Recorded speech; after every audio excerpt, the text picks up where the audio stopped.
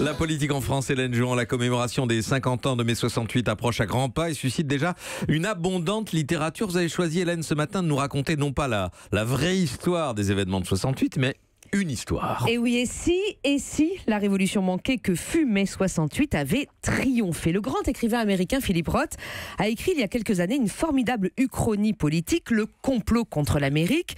Il imaginait qu'en 1941, l'aviateur Lindbergh succédait à Roosevelt et fort de ses sympathies nazies, eh bien, il signait un pacte de non-agression avec Hitler. Même principe pour cet ouvrage signé Vincent Quivy, paru aux éditions L'Archipel, intitulé Les 99 jours de Cohn-Bendit.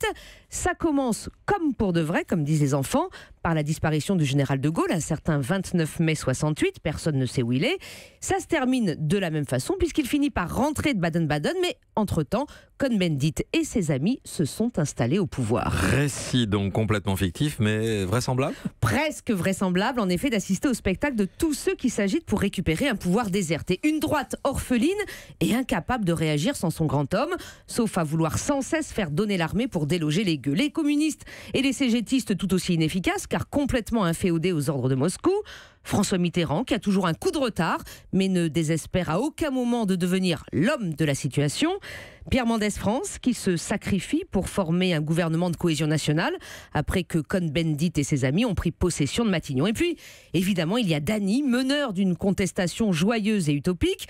Il est nommé par Mendès secrétaire d'État à la jeunesse et au sport, quand Jacques Sauvageau récupère l'éducation, Serge July les universités, Bernard Kouchner la santé et François Truffaut la culture, rien que pour énerver Malraux. Alors on les retrouve autour de la table du Conseil des ministres, dans des effluves de marijuana, prêts à réinventer le monde et le pouvoir.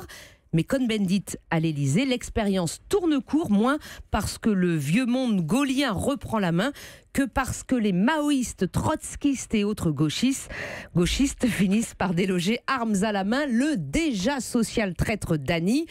De Gaulle conclut le livre. « Voyez, Tricot, dit-il au secrétaire général de l'Élysée, rien n'a bougé. Tout est en ordre. » C'est une politique fiction assez réjouissante parce qu'on y croise tous les acteurs politiques, culturels et médiatiques de ces 50 dernières années qui ont échoué à changer la vie, mais enfin qui changèrent tout de même la leur au cours de cette parenthèse enchantée pour les uns, toujours synonyme de chienlit, un demi-siècle plus tard pour les autres. Hélène Jouan, Vincent, ça vous amuse, hein? Ah oui, ça vous réjouit. Mais je vais vous l'offrir, Vincent, je vais vous l'offrir. C'est l'ordre nouveau, hein, c'est gentil.